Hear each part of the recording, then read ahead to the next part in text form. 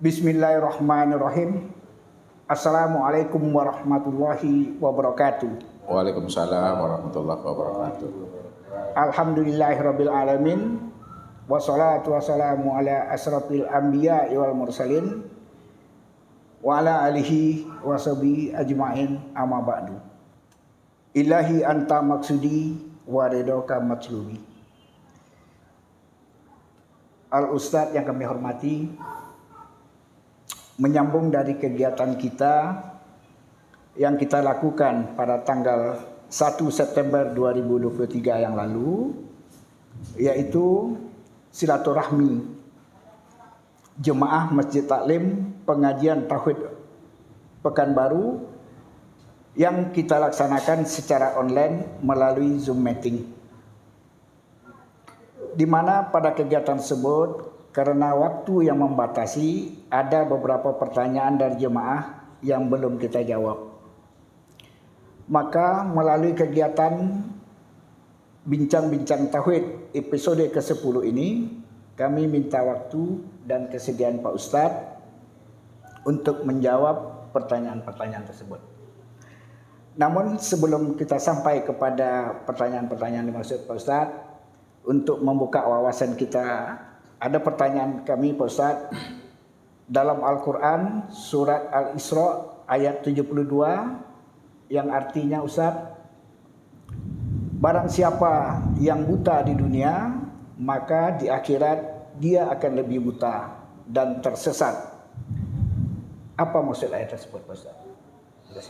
Ya, alhamdulillah, terima kasih banyak kepada Pak Ripai yang telah memberikan sebuah pertanyaan kepada Ustadz, yang mana memang Allah Subhanahu wa taala di dalam surah Bani Israil ayat 72 itu menjelaskan kepada hambanya, wa man kana fi hazil a'ma fa huwa fil akhirati a'ma wa adallu sabila.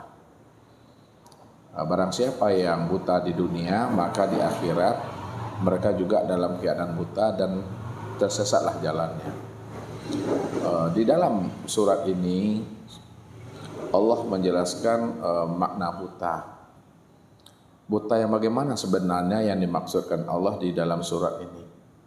Apakah buta mata yang ada di kepala atau buta mata hati yang ada di dalam dada? Makanya Allah mempertegas di dalam surah Al-Hajj ayat 46, fa innaha la ta'mal absar walakin ta'mal qulub allati fis sudur. Sesungguhnya yang aku katakan buta itu, kata Allah, bukanlah buta mata yang ada di kepala, akan tetapi butanya mata hati yang ada di dalam dada. Jadi orang yang buta mata hatinya yang ada di dalam dadanya, maka itulah yang dikatakan Allah orang yang tersesat. Dan orang yang tersesat itu nanti di akhirat tempatnya di neraka. Kalaulah Allah menjelaskan butanya mata hati yang membuat mereka itu tersesat dan tempatnya di neraka, buta mata hati itu apa pula maksudnya? Buta mata hati yang dimaksudkan Allah itu secara makna hakikinya adalah orang yang tidak mampu mengenal akan Allah. Jadi orang yang tidak mampu mengenal akan Allah di dunia, maka di akhirat memang mereka juga tidak akan pernah mampu mengenal Allah. Maka orang yang tidak mengenal Allah di dunia dan di akhirat itu, itulah yang dikatakan Allah sebagai orang yang tersesat dan tempatnya di neraka. Makanya supaya kita tidak termasuk golongan orang-orang yang buta mata hati kita untuk mengenal Allah, maka sebelum ruh itu melepaskan namanya cangkangnya, ruh itu belum melepaskan namanya kesingnya, maka disinilah kita mesti mampu untuk mencari dan menemui Allah itu di alam dunia ini pada diri kita sebelum datangnya ajal dan kematian itu. Supaya apa? Supaya pulang dan kembalinya kita menghadap kepada Allah itu betul-betul terang, lurus dan selamat dunia sampai di akhiratnya. Itulah maksud daripada surat Bani Israil ayat 72 tersebut. Baik Pak Ustadz, terima kasih Pak Ustadz yang telah menjelaskan kepada kami surat Al-Isra ayat 72. Selanjutnya Pak Ustadz, ini ada beberapa pertanyaan dari YouTube yang mohon dapat Ustadz menjawabnya pada kesempatan ini. Antara lain pertanyaan dari Bang Bo Series. Salam Ustaz, boleh tak next video nanti Ustaz berikan pencerahan tentang makna Allah istawa ala aras, dan di manakah aras itu Pak Ustaz? Itu pertanyaan pertamanya Ustaz. Oh ya baik, Pak Rifai. Memang di dalam Al-Quran itu ada beberapa surat menjelaskan Allahul ladzi khalaqas samawati wal ardi fi sittati ayyam tsumma stawa 'alal arsy. Allah lah yang menciptakan langit dan bumi ini pada 6 masa, kemudian Allah pun bersemayam di atas arsy. Di dalam surat yang lain juga Allah mengutarakan kepada kita ini, Allahul ladzi khalaqas samawati wal ardi fi sittati ayyam tsumma stawa 'alal ma'. Allah lah yang menciptakan langit dan bumi pada 6 masa, kemudian Allah pun bersemayam di atas air. Lalu apa makna Allah itu bersemayam di atas aras, dan apa pula maknanya Allah itu bersemayam di atas air? Itu maknanya yang dikatakan aras itu adalah sifat. Nah, sifat itu adalah menjelaskan tentang kewujudan dan kezahiran serta keberadaan Allah sebenarnya. Kalaulah aras itu adalah sifat untuk menyatakan, untuk menzahirkan akan wujud kenyataan Allah atau keberadaan Allah, lalu yang dikatakan sifat yang disebut namanya aras atau istiwa itu apa sebenarnya hakikatnya? Yang dikatakan aras, yang dikatakan istiwa, tempat nyatanya memandang akan kewujudan dan kezahiran Allah itu tiada lain adalah nur. Nur itulah yang sebenarnya yang dikatakan dengan aras. Karena nur itu adalah sifat untuk memandang, untuk menyaksikan, untuk melihat akan kewujudan dan kezahiran Allah. Kalaulah nur itu yang dikatakan namanya aras, untuk memandang, untuk menyaksikan akan kewujudan dan kezahiran Allah, yang nur itu yang mana sebenarnya? Nah, yang dikatakan aras tadi, yang nur itu sudah meliputi sekalian alam. Itulah langit dan bumi. Langit dan bumi inilah yang dikatakan namanya nur. Nur itulah yang disebut namanya aras. Namun kesempurnaan untuk memandang namanya nur pada sekalian langit dan bumi, yang dikatakan nur dan aras itu, inilah yang disebut namanya batang tubuh kita ini. Jadi batang tubuh ini yang katakan namanya a'yan khorjiyah atau tubuh jasmani yang terdiri daripada kulit, daging, urat, tulang, limpa, hati, jantung, rabu, empedu dan buah punggung. Ini yang disebut namanya aras. Ini yang disebut namanya dengan nur. Maka batang tubuh ini yang dikatakan a'yan khorjiyah, inilah tempat memandang nyatanya wujud Allah tadi itu. Ini yang dikatakan namanya aras itu sebenarnya. Baik Ustaz, berarti batang tubuh kita inilah yang nur sebenarnya Ustaz. Iya, batang tubuh kita ini yang nur, batang tubuh kita inilah yang disebut namanya aras. Makanya nur atau aras itu adalah sifat untuk melihat dan menyaksikan kewujudan atau kezahiran Allah. Jadi Allah itu tidak bertempat dia. Nah, Allah tidak pernah mengambil ruang dan tempat namanya. Tetapi Allah itu meliputi sekalian ruang dan tempat. Makanya sekalian ruang dan tempat ya yang disebut namanya aras tadi, itulah tempat memandang kewujudan Allah itu yang sebenarnya. Pada diri manusia. Pada diri manusia inilah kesempurnaan memandang wujud Allah. Maka inilah yang aras itu yang sebenarnya. Terima kasih Pak Ustadz. Ini ada lagi agak jauh nih Pak Ustadz. Dari Bapak Jamaluddin bin Muhammad, Kuala Lumpur, Pahang, Malaysia Pak Ustadz. Ya. Yang ingin beliau tanyakan, saya ingin bertanya masa atau dalam kurung sesaat. Solat dikatakan ada 3 perkara yang berlaku.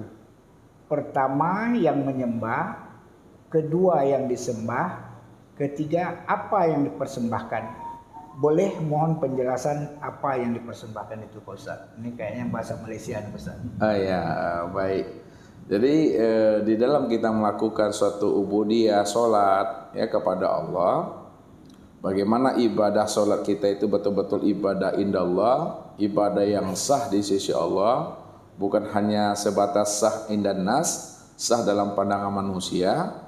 Maka tentunya kita mesti mengenal akan hakikat salat. Kalau kita tidak mengenal akan hakikat salat, maka salat kita itu hanya sah dalam pandangan indan nas.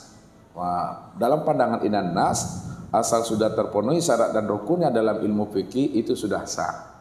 Namun kalau kita tidak mengenal akan hakikat sholat yang sebenar-benarnya, walaupun sudah terpenuhi syarat dan rukunnya, tapi kita tidak mengenal siapa yang menyembah, siapa yang disembah, apa yang dipersembahkan, ya, maka ibadah kita itu tidak sah. Nah, lalu bagaimana supaya sah?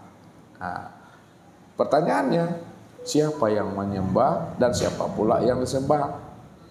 Nah, dalam pemahaman tauhid bahwa tidak ada yang wujud melainkan yang wujud itu hanya Allah. Kalau tidak ada yang wujud melainkan yang wujud itu hanya Allah, maka muncul pemikiran kita, kalau memang tidak ada yang lain selain daripada Allah, maka siapa yang menyembah dan siapa pula yang disembah?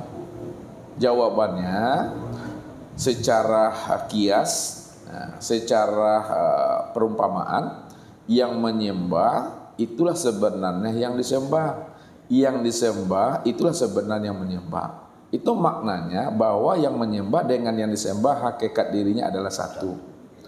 Ya, ini yang dikatakan oleh Ibnu Arabi, al-abid wal ma'bud wahid. Yang menyembah dengan yang disembah itu hakikatnya adalah satu. Kalaulah yang menyembah dengan yang disembah hakikatnya satu, yang mana yang sebenarnya hakikat yang satu dari yang menyembah dan yang sembah? Ya, yang menyembah itu yang disebut namanya adalah sifat. Nah, sifat itulah yang disebut namanya dengan Muhammad. Kalau Muhammad itu dizahirkan dalam bahasa syariat, maka itu yang disebut namanya dengan hamba sebutannya. Sedangkan siapa yang disembah?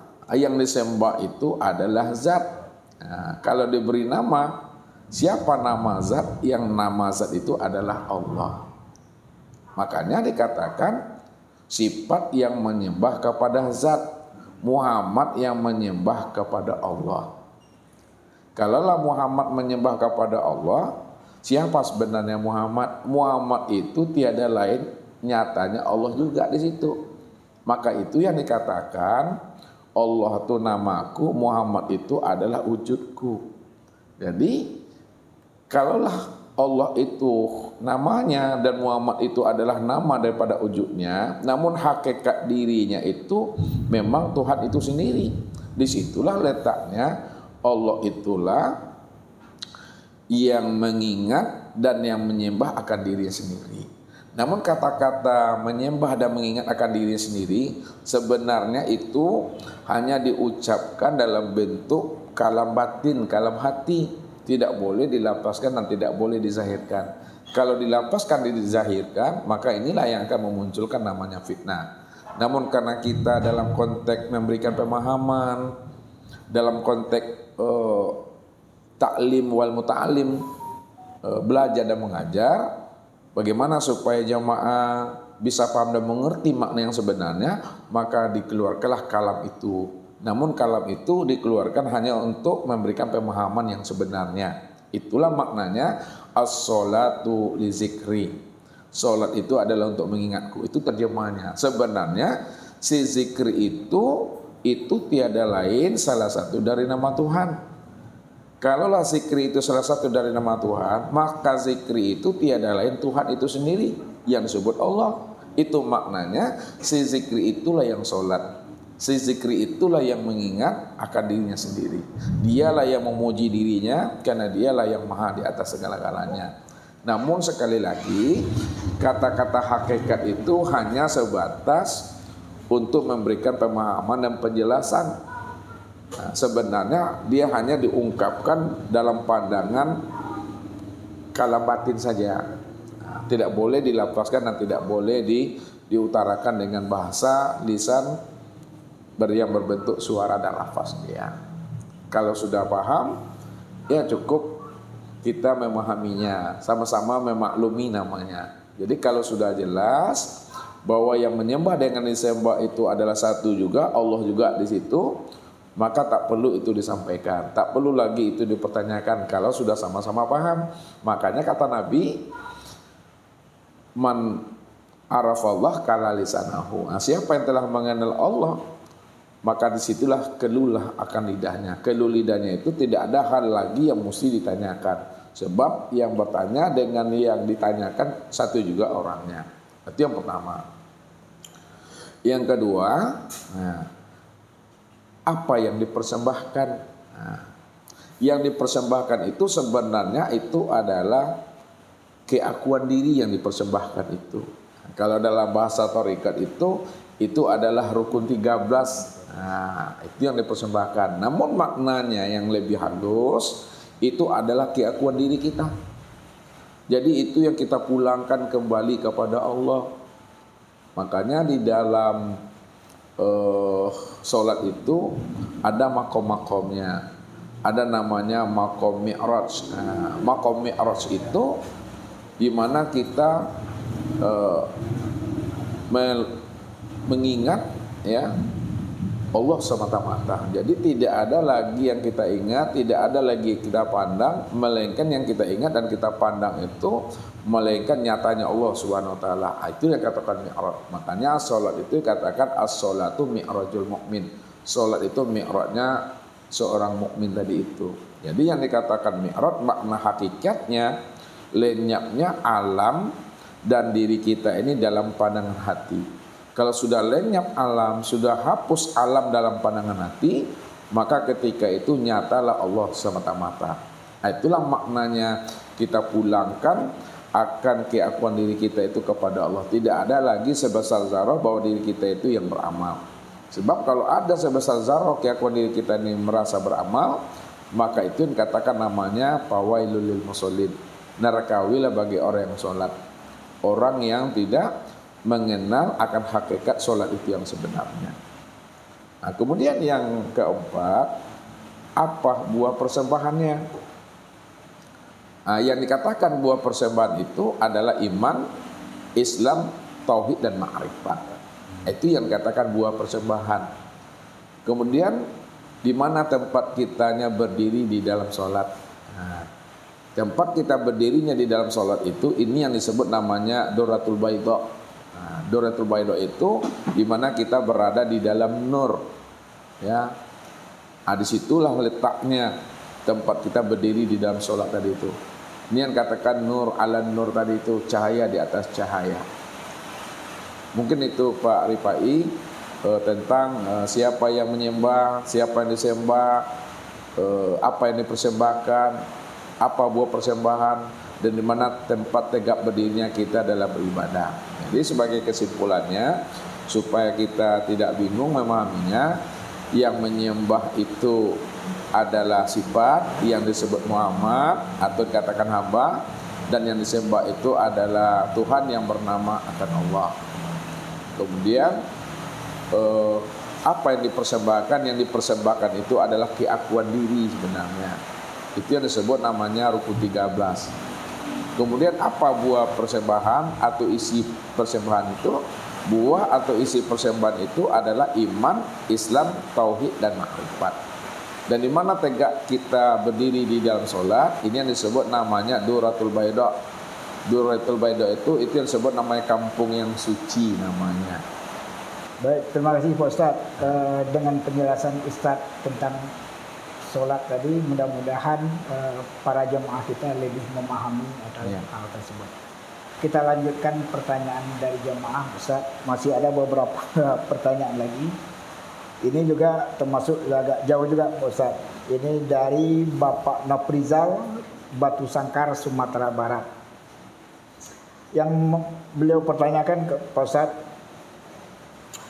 ketika kita melakukan zikir, mulai dari zikir syariat sampai kepada zikir makrifat, Di saat itu kita merasakan sesuatu yang tidak pernah kita rasakan, yaitu dengan merindingnya seluruh tubuh ini. Dan kemudian ada rasa sedih dan rindu. Di saat itulah tanpa kita sadari bercucuran air mata. Pertanyaannya, apakah ini Pak Ustadz? Apakah ini yang dinamakan diri kita yang sudah likok dengan Allah? Mohon penjelasan dari Tuan Guru. Terima kasih Pak Ustadz. Ya, inilah hal yang mesti kita pahami dalam setiap kita berzikir. Karena berzikir itu mesti ada kompasnya. Kompasnya itu yang kita itikadkan ke dalam batin kita dengan menyebutkan suatu lafaz atau satu kalimat, ilahi anta maqsudi waridhoka matlubi.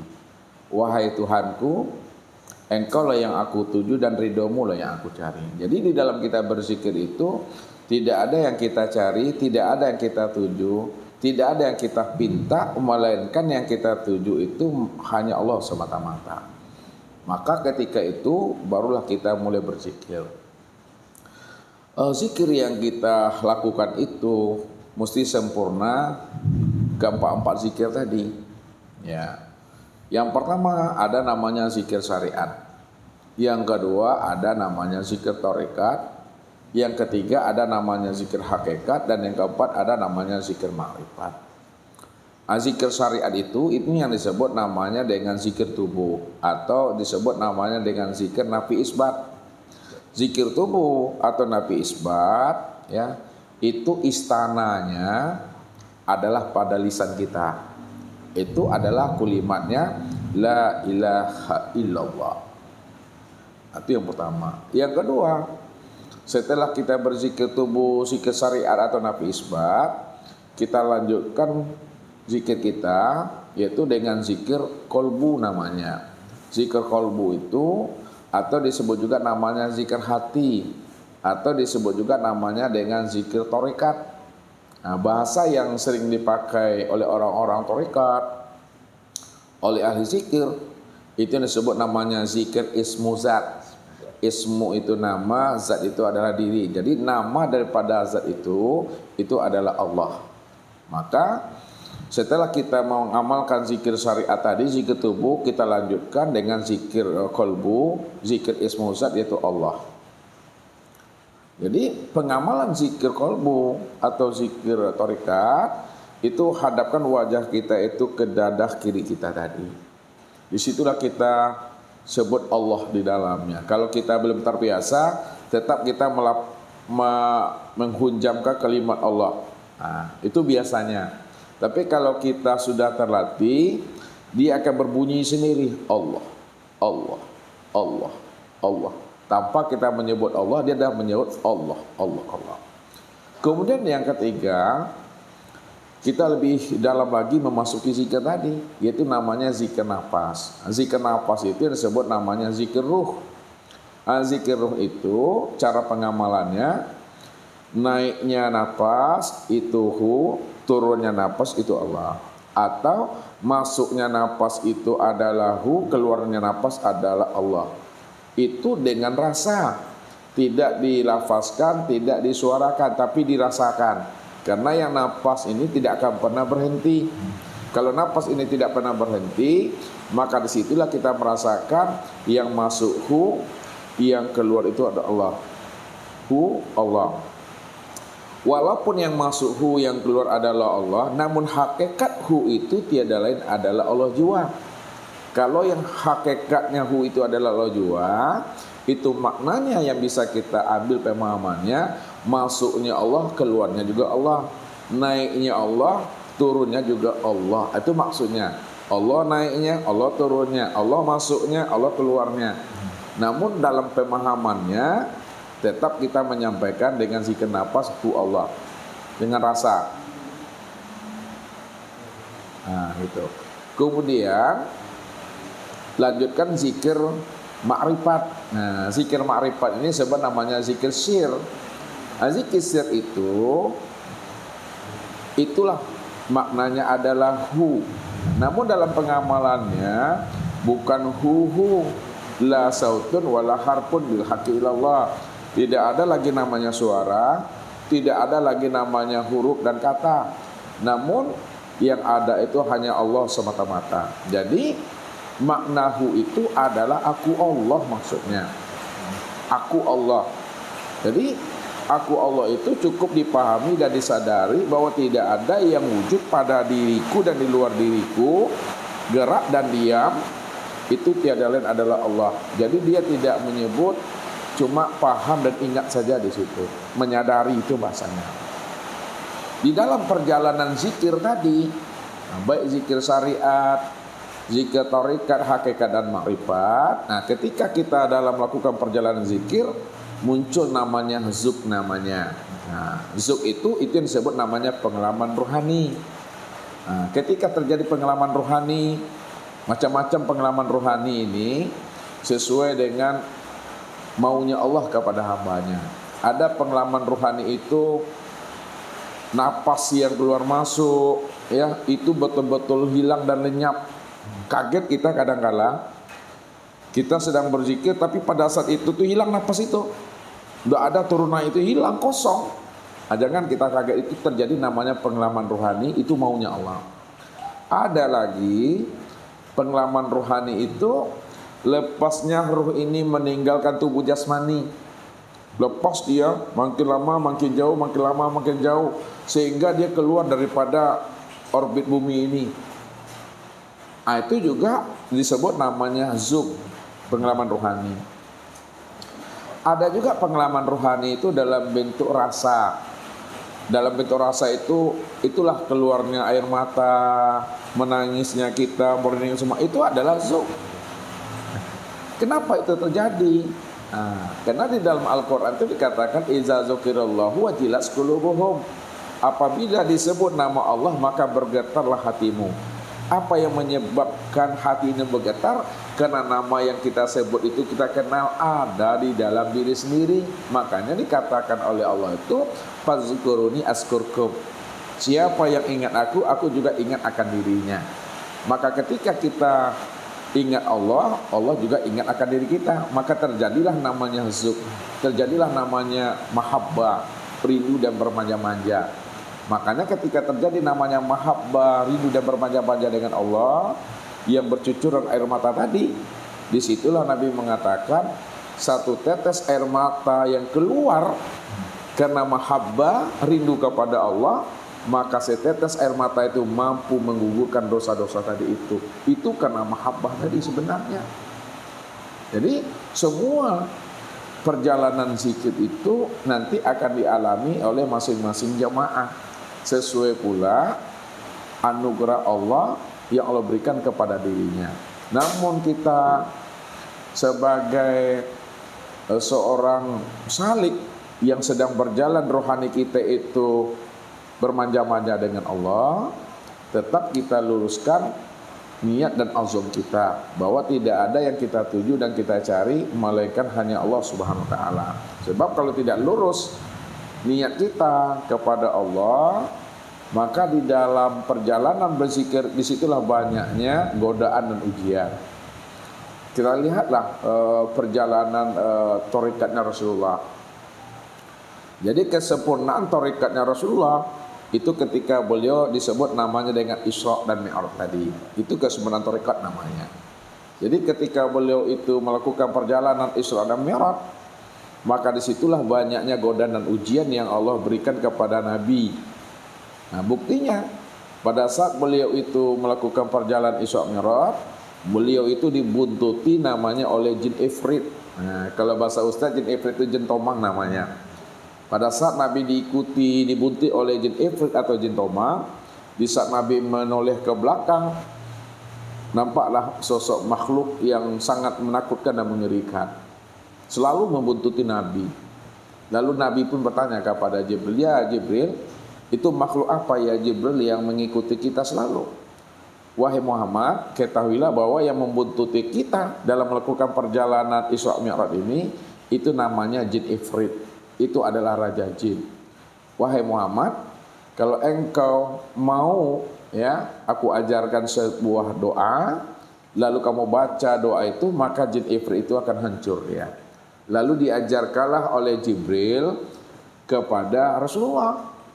Nah, doa ini bagus dibaca untuk kita, untuk keluarga dan untuk anak-anak. Baik kita melakukan perjalanan malam, siang, petang dan pagi. Nah, doa yang diajarkan oleh Jibril inilah yang dibaca oleh Rasulullah sehingga jin itu hancur. Nah, bunyi doanya kata Jibril, a'udzu biwajhil karim wa bi kalimatillahi tamma allati la yujawizuhunna birrun wala fajirun. Min syarri ma yanzilu minas sama'i wa min syarri ma ya'ruju fiha wa min syarri ma zara'a fil ardi wa min syarri ma yakhruju fiha wa min tawariqil laili wan nahar wa min fitanil laili wan nahar illa tariqan yatul bi khairi ya rahman. Nah, ketika dibaca oleh Rasulullah doa yang diajarkan oleh Jibril, maka jin ifrit pun hancur dan terbakar dia. Ini namanya ujian dalam melakukan zikir atau sebut namanya tarekat.